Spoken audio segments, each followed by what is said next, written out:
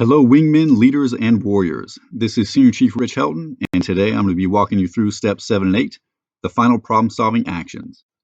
As you can see, we have 60 minutes set aside for this lesson.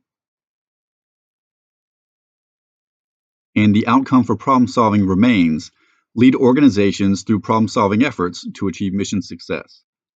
The lesson objectives, once again, what the students will actually be able to do by the end of the lesson. Explain how to compare results against the baseline and targets, and give examples of methods to standardize successful processes to achieve mission success. These resources are going to look pretty familiar, at least at first. First up, we have the problem solving. And this is the document that kind of gives a quick little breakdown of each one of the steps. The 8-step practical problem solving checklist. Steps 7 and 8 for this. And if you guys have not seen this yet, hopefully you have. It's a pretty useful guide in helping us ensure that we're kind of addressing the main components of each of the steps. 8-step problem solving PDF from University of Kentucky. And again, if you haven't seen this yet, it kind of gives a visual depiction of a few different points in each of the steps with a few examples of those as well. Senior NCOA Continuous Improvement Guide. Again, just kind of breaks down steps 7 and 8 in a simple way. U.S. Air Force uses continuous process improvement on the B-2 bomber, Part 2. And again, this is a real-life example of what a maintenance group did with LO paint on the B-2.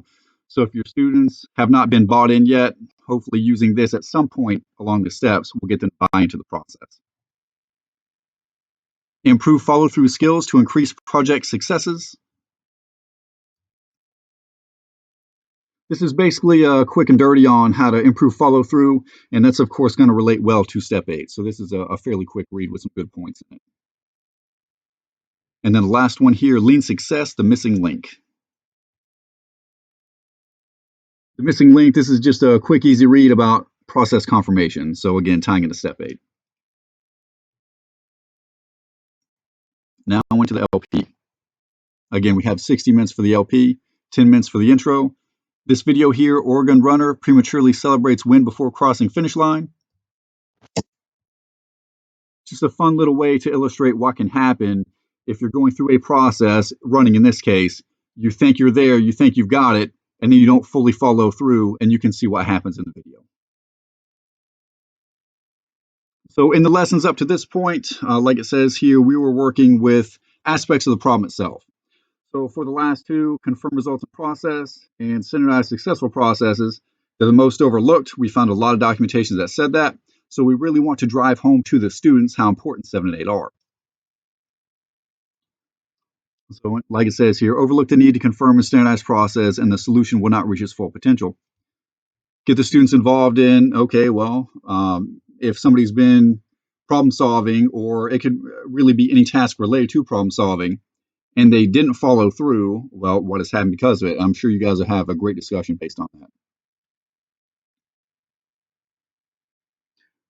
All right, so because we have to theorize about what steps 7 and 8 look like, we encourage you as an instructor to challenge the students' assertions and help them refine each other's ideas and thought processes.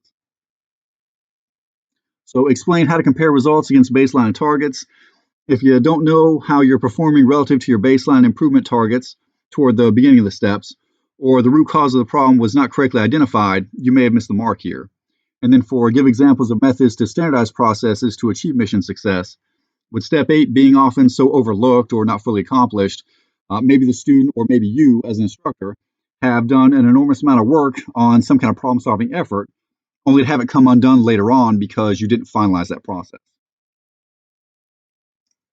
So you can see here we have 45 minutes to have this discussion. Should have some pretty good points on here.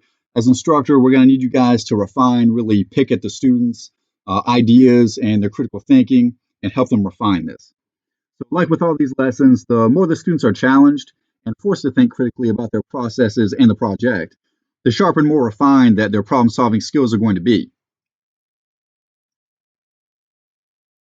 So summarize what the class learned through the lesson to include references to the classroom-specific conversations. Again, bring up those key points. Hey, Bob, you said this. That was great. Hey, Susie, you said this. This was great. Hey, you mentioned this before. We didn't really attack it at that point. So can you explain a little bit more on what you're meaning when you said that? That sort of thing like that. And then let's make sure that we're hitting these objectives. The first objective here is, of course, really relative to step 7. The second objective is, of course, really relative to step 8. And once you've hit those, then you have fulfilled the intent for the lesson. Thank you for watching and have a great Air Force Day.